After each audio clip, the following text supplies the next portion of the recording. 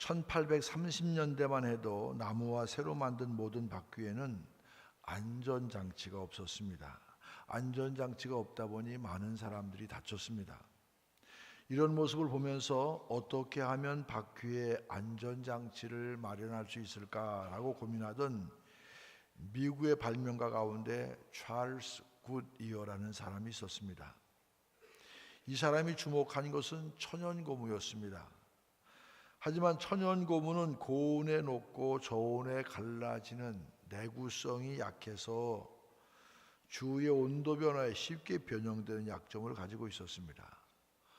굿이어는 이런 약점을 극복할 수 있는 타이어를 개발하기 위해서 무려 10년 동안 애를 썼지만 계속해서 실패했습니다. 계속된 고무바퀴에 대한 실험이 실패하자 기대했던 주위 사람들이 이 굿이어를 보고 냉대하고 심지어 비난하고, 그래서 굿이어 본인도 자괴감에 빠지곤 했습니다. 그러나 다행히 그 사람은 포기하지 않고 노력하면 선한 결과가 온다. 포기하지 않고 노력하면 선한 결과가 온다. 시작. 포기하지 않고 노력하면 선한 결과가 온다. 이렇게 믿는 사람이었습니다. 계속되는 실패 속에서 굿이어는 10여 년 동안 연구에 집착한 결과 드디어 가황처리법을 발견합니다. 이 가황처리법을 통해서 물렁물렁한 천연 고무에 유황을 섞어서 표면을 딱딱하게 만드는 데는 성공했습니다. 하지만 여전히 고무덩이 전체가 굳지 않고 속은 반숙 계란처럼 물렀습니다.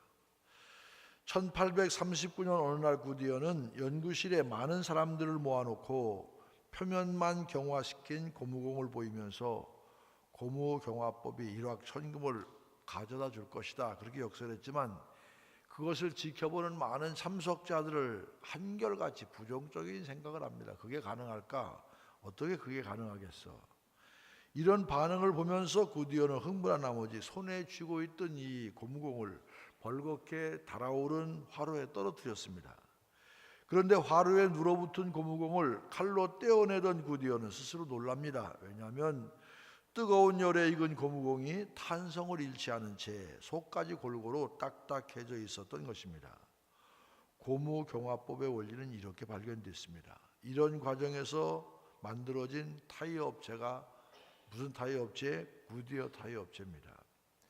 만일 굿이어가 거듭되는 실패와 그에 따르는 냉대에 낙심해서 중도에 포기했다면 오늘날 굿이어 타이어에는 다른 사람의 이름이 붙었을 것입니다.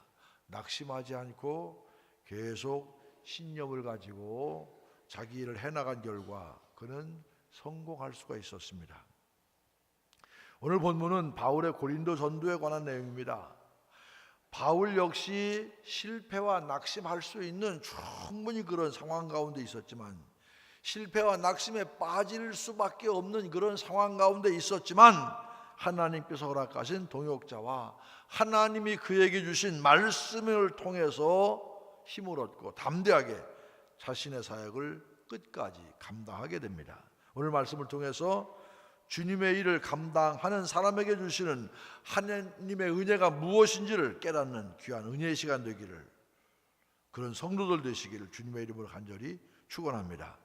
주님의 일을 감당할 때 먼저 동역자들을 만나게 하십니다. 아덴에서의 전도를 끝내고 바울 사도는 고린도로 갔습니다.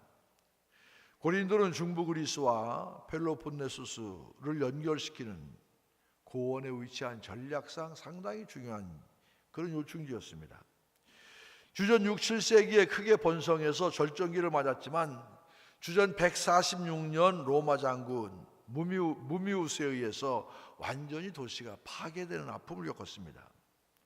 하지만 이후로 로마 황제 카이사르는 고린도를 로마의 식민지로 삼아서 도시를 재건했고 로마의 아가야 행정구역의 수도로 삼았습니다. 그러다 보니 주민들은 대개 헬라인, 그리고 로마 정예군에서 퇴역한 퇴역군인들, 그리고 장사하는 상인들로 구성되었습니다. 특히 고린도는 에게로 진출하는 갱그레 항구와 아드리아해로 나가는 레기움, 이렇게 두 항구를 가지고 있었기 때문에 상업적으로는 많은 부를 축적할 수가 있었습니다. 이로 인해서 경제적으로 윤택한 생활을 했던 고린도 사람들, 동시에 윤리적인 문제가 있어요. 특별히 고린도 사람들은 성적으로 굉장히 타락했습니다.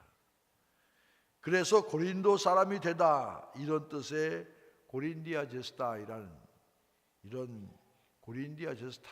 이 말은 고린도 사람이 되다, 그런 뜻인데, 나중에는 이것이 번영되어서 성적으로 문란한 사람을 가르치게 됐습니다. 또 이 고린도는 이방 신전으로도 유명한 곳입니다. 지금 보이는 이 사진이 주전 6세기에 고린도에 세워진 아폴로 신전입니다. 참고로 내가 밝히고 넘어갈 것은, 이것은 인터넷에서 다운한 것이 아니라 찍어왔다는 걸 여러분이 아시기 바랍니다. 뿐만 아니라 이 고린도 유적지에서 보면은 지금 사진에서 보는 것처럼 저 언덕에 아크로코린트 언덕이 있습니다. 그리고 이 언덕 꼭대기에는 575m 높이의 산 꼭대기에 세운 난공불락의 요새가 있습니다. 그리고 이곳에는 아프로디테 신전이 자리하고 있습니다. 이곳 아프로디테 신전에는 이 당시에 1000여 명의 여자 사제들이 있었습니다. 이 여자 사제들은 당시 아프로디테 신전에 쓸 제물을 충당하기 위해서 공개적으로 매춘을 했습니다. 자, 바울이 이런 고린도에 왔어요. 전도하기 위해서. 여러분, 우상 숭배가 만연하고 성적으로 타락하고 배고프지 않아요. 이 경제적으로는 부유한 도시였습니다. 이런 도시에 전도하기가 얼마나 힘들었겠어요. 그런데 바울은 이곳에서 놀라운 동역자를 만나게 됩니다. 누구였습니까? 아굴라와 브리스길라 부부였습니다. 2절에 언급된 것처럼 이들 부부는 로마 황제 클라우디오의 칙령으로 로마에서 쫓겨난 사람들입니다. 클라우디오 황제는 주 49년경에 로마에 살고 있는 모든 유대인들은 로마를 떠나라 하고 추방령을 내렸습니다. 그런데 성경을 유심히 보면은 바울이 아굴라와 브리스길라 부부에게 복음을 전했다는 이야기, 복음을 전하는 과정이 없습니다. 이것으로 미루어 보아서 이걸 보면은 아마 아굴라와 브리스길라 부부는 로마에서 이미 예수 그리스도를 믿고 다만 클라우디오와 칙령으로 어쩔 수 없이 떠나서 고린도에 내려온 것이 분명하다, 그렇게 추측됩니다. 바울은 이곳 고린도에서 아굴라와 브리스길라를 만나 천막 만드는 일을 같이 했습니다. 하지만 바울과 아굴라 부부와의 만남은 단순히 천막 만들어서 먹고 사는 그런 업무적인 관계만이 아니었습니다. 훗날 로마에 있는 교인들에게 바울은 편지를 보내면서 로마서 16장 3절 4절에서 이렇게 얘기합니다. 너희는 그리스도 예수 안에서 나의 동역자들인 브리스길라와 아굴라에게 문안하라. 그들은 내 목숨을 위하여 자기들의 목까지도 내놓았나니 나뿐 아니라 이방인의 모든 교회도 그들에게 감사하느니라. 바울은 브리스길라와 아굴라를 자신의 뭐로 소개해요? 동역자로 소개할 뿐만 아니라 그들은 내 목숨을 위하여 자기들의 목까지 내놓았다 그랬습니다. 이걸 원문 그대로 번역하면 사형집행자의 도끼 밑에 자기들의 목을 내놓았다. 바울을 대신해 죽겠다, 그런 얘기입니다. 그러니까 브리스길라와 아굴라 부부가 박해 가운데 있는 바울을 살리기 위해서 자신의 생명까지도 내어놓는 위험을 감수했다, 이런 상징적인 표현입니다. 저는 이 본문을 읽으면서, 물론 여기만 그런 게 아니라 다른 데도 여러 군데 있는데 참 대단하다는 생각했어요. 여러분, 아무개가 나를 위해서 목숨까지 내놓았다. 여러분, 이런 이야기를 아무에게나 할 수 있습니까? 아무나 할 수 있습니까? 정말 여러분들이 인생을 살아오면서 아무개는 정말 나를 위해 죽을 수도 있어. 그렇게 공개적으로 자신 있게 이야기할 수 있는 사람이 있습니까? 그건 사실은 보통 일은 아닙니다. 그러니까 브리스길라와 아굴라가 바울에게 어떤 존재였는가를 알 수 있습니다. 바울과 함께 단순히 생업을 같이 한 수준이 아니라 바울에게 힘이 되고 바울에게 위로가 되고 바울에게 능력이 되는 복음의 동역자였습니다. 여러분, 바울이 얼마나 든든했겠어요. 나를 위해 목숨까지 바쳐줄 저분들은 나를 위해 그렇게 내가 복음을 전하는데 나를 위해 그렇게 애써줄 뿐이야.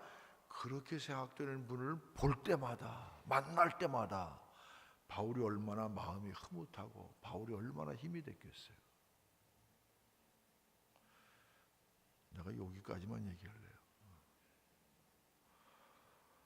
아마 바울 사도는 아덴에서 사역의 실패를 맛보고 낙심해 있었을지 모릅니다. 아덴에서 철저한 조사를 통해서, 사전 조사를 통해서, 그리고 자신의 철학적인 지식을 총동원해서 복음을 전했지만 생각만큼 풍성한 결실을 거두지 못했어요. 자신 있었는데 별로 열매가 없었어요. 그로 인해서 얼마나 바울은 힘을 잃고 있었을까요? 그런데 하나님께서는 그런 바울을 내버려 두지 않으시고 고린도에서 아굴라 부부를 만나게 하셨습니다. 아굴라 부부의 헌신적인 섬김을 통해서 바울은 새롭게 도전받고 새로운 힘을 얻어서 힘차게 고린도 사역을 감당할 수가 있었습니다. 성도 여러분, 이처럼 하나님께서는 때때로 우리가 하나님의 일을 감당할 때 어려움을 느낄 때 힘든 것을 느낄 때 하나님이 이런 만남을 허락하시고 이 만남을 통해서 우리에게 새로운 위로와 힘과 능력을 공급하시는 하나님이심을 깨달으시길 바랍니다. 어느 운전면허 시험장에서 있었던 일입니다. 시험을 치르기 위해 모인 사람들을 향해서 감독관은 말합니다. 글을 읽기 어려운 분들 말씀하십시오. 혹시 문맹자가 있을 경우에 문제를 읽어주기 위해서였습니다. 이때 50대로 보이는 한 시각장애인이 손을 들었습니다. 시각장애인이 운전면허 시험을 보기 위해 왔다는 사실을 깜짝 놀랐습니다. 아니, 시험 보시러 오신 건 맞아요? 앞이 보이세요? 그렇게 물었습니다. 그 앞을 보지 못하면 어떻게 이 운전면허 시험을 보려고 왔네? 이 얘긴데, 그러자 그 시각장애인이 이렇게 말합니다. 오늘 내 친구가 시험을 보는데 청각장애인입니다. 그래서 나는 들을 수 있으니까 내가 듣고 저에게 수화로 설명해 줄 겁니다. 그 시각장애인 옆에는 실제로 청각장애인이 있었는데 양다리까지 불편했어요. 하지만 청각장애인은 필기시험에 합격하고 그리고 신체 검사도 모두 통과한 상태였어요. 그리고 시험 보러 왔겠죠. 나중에 보니까 그날 응시자 중에 가장 모범적인 솜씨로 운전을 했습니다. 그 모습을 지켜보던 다른 응시자들은 모두 감탄을 연발했습니다. 보통의 경우 합격입니다, 불합격입니다 라고 짧게 결과를 통보했던 감독관은 그날만큼은 그렇게 말하지 않았습니다. 지금 들어오신 분은 귀가 조금 어두워도 이 세상에서 가장 밝고 따뜻한 눈을 가진 분입니다. 우리 모두 큰 박수를 보냅시다. 24번 합격입니다. 합격의 소식을 들은 그들은 서로 얼싸안고 기뻐했습니다. 이런 두 사람을 바라보면서 많은 사람들이 힘차게 박수를 보냈습니다. 어떻게 두 사람이 만나서 친구가 되었는지는 알 수가 없지만 서로의 부족한 것을 채워주며 서로의 부족한 것 때문에 세상 사는데 어렵지 않도록 부족함을 대신해주는 그들의 만남, 정말 아름다운 만남이 아닙니까? 한자로 사람인자라는 이 글자는요, 두 사람이 서로 기대어 선 모습이다, 그렇게 설명합니다. 두 사람이 기대에 서야 이게 하나가 있으면 쓰러질 수밖에 없다, 그런 얘기입니다. 여러분, 우리 모두는 연약하고 부족한 사람들입니다. 완벽한 사람 없어요. 완벽한 사람 없어요. 완벽하다면 사람이 아닙니다. 이건 모두 다 마찬가지입니다. 그렇기 때문에 우리는 다른 사람들과의 만남을 통해서 우리의 부족함을 채우고 서로 의지하고 격려하며 살아가야 될 이유가 있습니다.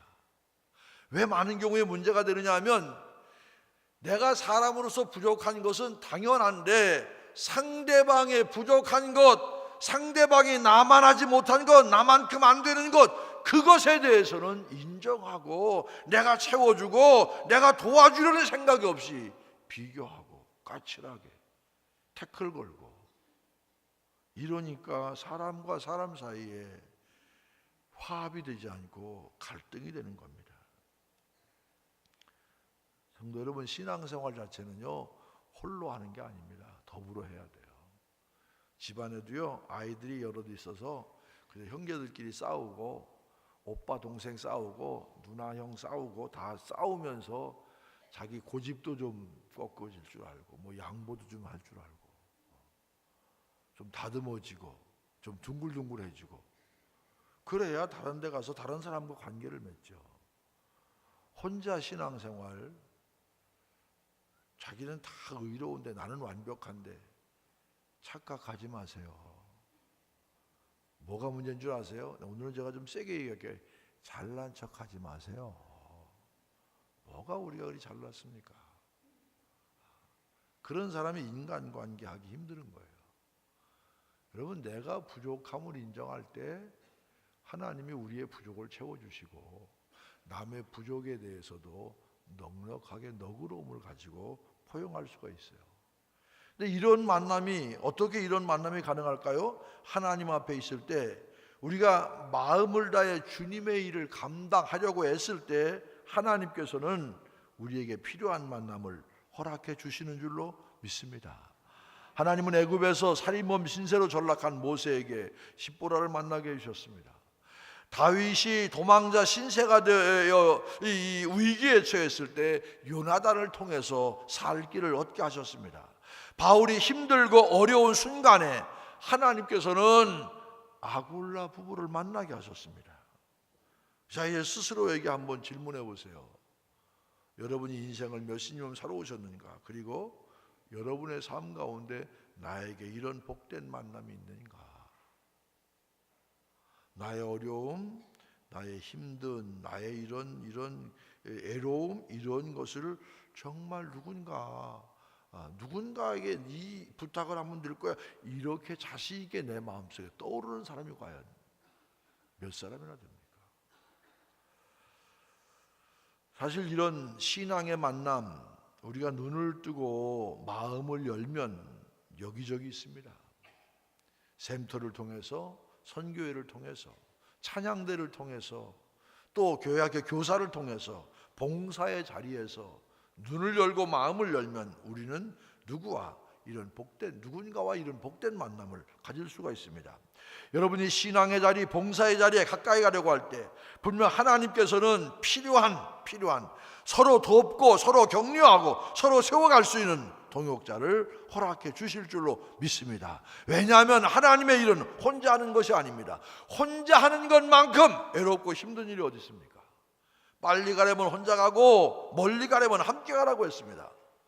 좋은 동역자와 함께 가는 길, 그 길이 행복한 길이고 그 길이 쉽게 지치지 않는 길이고 그 길이 바로 보람된 길이고 그 길이 바로 힘이 나는 신나는 길이 아닙니까? 주님이 허락하시는 동역자들과 함께 주님 주신 사명을 기쁨으로 감당하시는 성도들 되시길 주님의 이름으로 축원합니다. 또 하나, 주님의 일을 감당할 때 말씀으로 힘주십니다. 누가? 하나님께서. 누가? 주님께서. 바울 사도는 브리스길라와 아굴라 부부 같은 헌신적인 동역자와 함께하기 때문에 고린도 사역에서는 좋은 열매를 맺을 수가 있었습니다. 자, 8절 보겠습니다. 또 회당장 그리스보가 온 집안과 더불어 주를 믿으며 수많은 고린도 사람도 듣고 믿어 세례를 받더라. 수많은 고린도 사람들이 믿고 세례를 받았지만 무엇보다 회당장 그리스보까지 주님을 믿는 역사가 일어났습니다. 이 당시 회당장이란 유대인들이 모여서 예배드리는 회당의 책임자를 말합니다. 공공예배를 주관하고 성경을 낭독하고 기도하고 그리고 설교할 사람을 지명하는 역할이 바로 회당장입니다. 보통 회당에는 회당을 관리하는 10명이 있는데 10명 가운데 3명이 회당장입니다. 이 3명의 회당장이 7명의 회당 관리하는 사람을 지도하고 감독했습니다. 따라서 회당장은 당시 유대 사회로부터 상당히 존경받는 위치였고 유대 공동체에 미치는 영향력도 상당했습니다. 그런데 그런 회당장이 그리스도를 믿게 되었으니 이것은 고린도 내의 유대 사회에 큰 파문을 일으켰음이 분명합니다. 하지만 고린도에 있는 모든 사람들이 바울의 선교에 호감을 가진 건 아닙니다. 12절 이하에 보면 갈리오가 아가야 총독으로 부임하자 유대인들이 일제히 일어나서 바울을 고소하는 장면이 나옵니다. 갈리오는 유명한 로마의 철학자 세네카의 동생으로 주 51년 7월 1일 아가야 총독이 되었습니다. 그러자 유대인들은 바울을 법정에 세웁니다. 지금도 고린도 유적지에 가면 바울이 재판받던 재판석이 남아 있습니다. 지금 사진에 보는 비마라고도 합니다. 이 적힌 곳이 바로 갈리오 총독 앞에서 바울이 재판받을 때 섰던 그런 자리입니다. 이런 어려움들이 있던 고린도였지만 11절에 보니까 바울은 이 고린도에서 1년 6개월을 머물면서 하나님 말씀을 전하고 가르쳤습니다. 어떻게 그럴 수 있었을까요? 온갖 우상들과 성적인 타락이 만연해 있고 복음을 전하는 자들을 법정에 세우기 위해서 호시탐탐 기회만 엿보던 그런 유대인들이 있었는데 그런 고린도에서 1년 6개월간 어떻게 바울은 버틸 수 있었을까요? 바로 하나님의 말씀과 사명이 그의 가슴 속에 살아있었기 때문입니다. 9절 10절 말씀 같이 한번 큰 목소리로 읽겠습니다. 9절 밤에 주께서 환상 가운데 바울에게 말씀하시되 두려워하지 말며 침묵하지 말고 말하라. 10절 내가 너와 함께 있음에 어떤 사람도 너를 대적하여 해롭게 할 자가 없을 것이니 이는 이 성 중에 내 백성이 많음이라 하시더라. 아덴에서 뚜렷한 성과를 거두지 못하고 급하게 고린도로 건너간 바울에게 주님 말씀하십니다. 두려워하지 말고 침묵하지 말고 말하라. 열매가 적다고 좌절하거나 열매가 적다고 낙심하지 말고 입술을 열어서 계속 전하라 이 말씀입니다. 그렇다면 두려워하지 않을 이유가 뭡니까? 10절에 뭐라고 그랬습니까? 하나님께서 내가 너와 함께 있음에 그렇게 말씀합니다. 잠시 고린도 영상을 함께 보시겠습니다.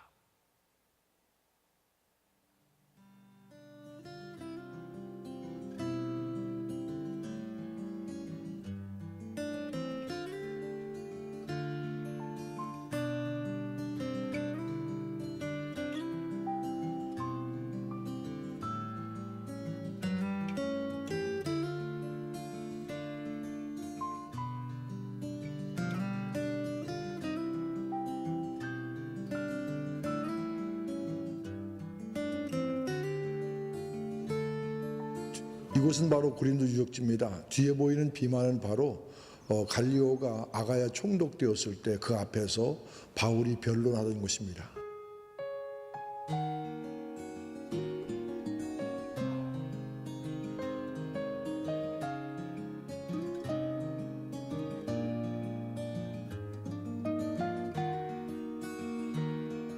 바울은 고린도 전도에서 역시 많은 어려움을 겪습니다. 그런데 밤에 주님께서 환상 가운데 나타나셔서 바울에게 두려워하지 말고 담대히 말하라. 이 성 중에 내 백성이 많다고 미리 말씀해 주셨습니다. 바울은 환상 중에 말씀해 주신 이 말씀에 의지해서 1년 6개월 동안 바로 이 고린도에서 말씀을 가르치게 됩니다. 바울이 복음을 전했던 그 상황, 바울이 교회를 세웠던 모습, 바울이 신앙을 가르쳤던 그 모습들, 그것이 바로 우리가 본질적으로 돌아가야 될 모습이 아닌가 그런 생각을 하게 됩니다.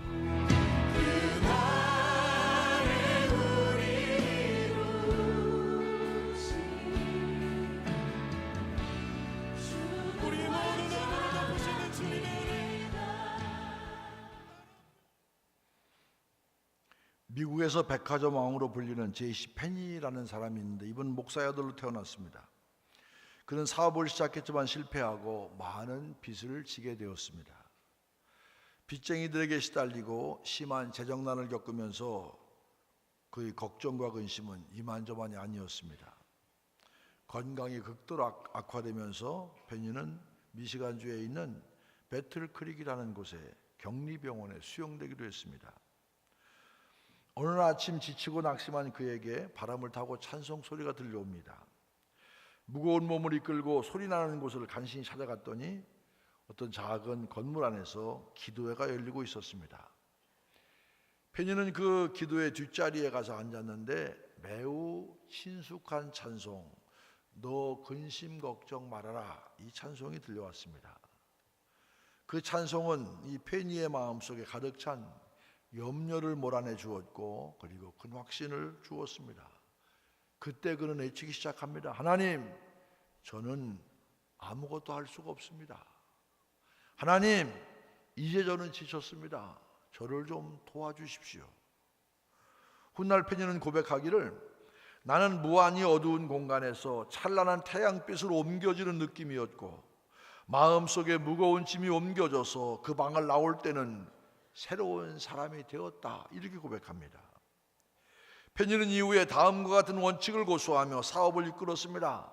철저한 준비, 근면, 최선을 다하는 성실성, 종업원과 고객 사이의 신용, 성령 안에서 어려움의 극복, 남에게 대접을 받고자 하는 대로 너희도 남을 대접하라는 마태복음 7장 12절의 황금률 적용, 이런 것이 사업의 원칙이었습니다. 결국 페니는 사업에 큰 성공을 거두었고 미국의 백화점 왕이 되었습니다. 이 시간 우리도 찬송가 382장 너 근심 걱정 말아라 1절과 2절을 함께 같이 부르시겠습니다.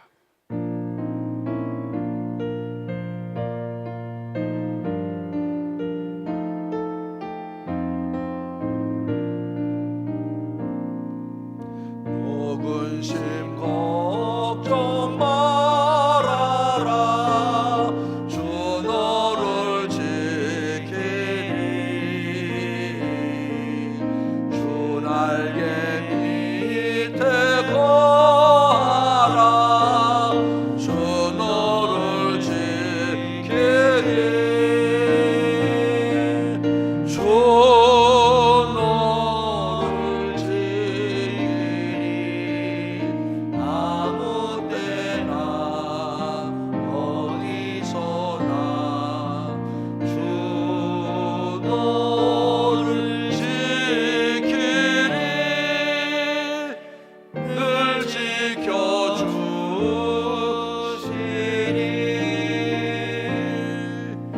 어려워 낙심될 때에 주 너를 지키리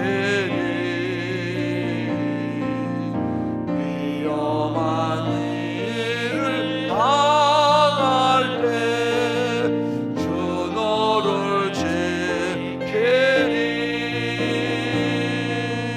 주 너를 지키리 아무 때나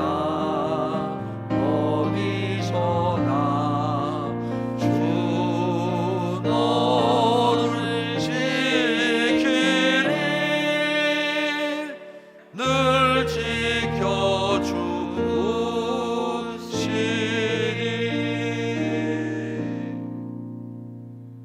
주님께서는 우리에게도 말씀하십니다. 두려워하지 말라. 내가 너와 함께 할 것이다. 이 말씀이 바로 우리를 향한 하나님의 말씀이심을 믿으시기를 바랍니다. 이것을 믿을 때 우리는 어려운 세상 속에서도 담대할 수가 있습니다. 주님 때문에 두려움은 사라지고 담대해진 우리가 이제 해야 될 일이 무엇입니까? 침묵하지 않고 말하는 것입니다. 특별히 10절에 주님께서는 이 성중에 내 백성이 많음이라 했습니다. 주님은 여전히 갈급해 하십니다. 더 많은 백성이 하나님의 백성, 구원받는 백성이 되기를 바라십니다. 우리 교회는 적지 않은 숫자가 모이는 교회이긴 합니다. 그러면 이제 전도하지 않아도 될까요? 전도하지 않아도 교회는 그냥 갈 수 있을지 모르지만 그것은 하나님께서 바라시는 교회는 아닙니다. 우린 지난 1년 동안 광야 예배당에서 고생했습니다. 이렇게 아름다운 성전을 복원하고 우리가 예배를 드리면서 우리만을 위해서 우리가 편안하게 안락하게 예배 드리도록 하나님께서 이 공간을 허락하셨을까요? 아닐 것입니다. 우리가 자랑할 것은 역사가 아닙니다. 우리가 자랑할 것은 쾌적한 예배 환경이 아닙니다. 우리가 자랑할 것은 우리 속에 있는 하나님의 말씀, 우리 속에 살아있는 복음을 증거하라는 주님의 음성이 나를 향한 사명인 줄 믿고 사는 바로 그 마음, 그 믿음이 주님의 기쁨이 될 줄로 믿습니다. 주님께서 우리에게 말씀하십니다. 아직 춘천 땅에 내 백성이 많습니다. 아직도 내가 다니는 직장에 내 백성이 많습니다. 아직도 내가 만나는 친구들 가운데 내 백성이 많습니다. 이것이 바로 우리가 품어야 하는 주님의 마음이고, 우리가 이런 마음을 품을 때 주님께서 우리를 기뻐하실 줄로 믿습니다. 이 땅에 아직 참된 생명을 모른 채, 참된 구원을 모른 채 죽어가는 백성이 얼마나 많습니까? 주님으로 인한 기쁨과 평안을 알지 못한 채 소망을 잃고 낙심하며 매일매일 살아가는 사람들이 얼마나 많습니까? 인생의 목적이 무엇이고 내가 이 땅 가운데서 살아가야 될 이유를 찾지 못해서 허탈에 빠져 사는 사람들이 얼마나 많습니까? 저들을 주님은 어떤 마음으로 바라보실까요? 저들을 향한 주님의 마음이 저와 여러분의 마음이 되시기를 바랍니다. 주님은 저들을 그냥 내버려 두실 수 없습니다. 어떻게든 그들을 구원하기를 원하십니다. 우리가 주님의 마음을 품고 세상 가운데 복음을 전할 때 분명 주님께서는 우리와 함께 하실 줄로 믿습니다. 이번 주일부터 우리가 웨슬리 전도학교를 시작합니다. 전도 그러면 왠가 부담스러워요. 알면 힘들지, 모르면 힘들지만 알면 쉬운 거예요. 평생 우리가 예수 믿으면서 전도하지 않고 점잖게 예수 믿다가 점잖게 천국 갈 꿈도 꾸지 마세요. 주님이 우리에게 주신 명령이 뭡니까? 땅끝까지 거침없이 뭐라고요? 복음 전하라. 여러분, 지난 1월 달부터 우리가 사도행전을 쭉 지금 말씀을 상고하고 있습니다. 이렇게 1년 지나가도 아무런 변화가 없다면 우리는 예수 잘못 믿는 겁니다.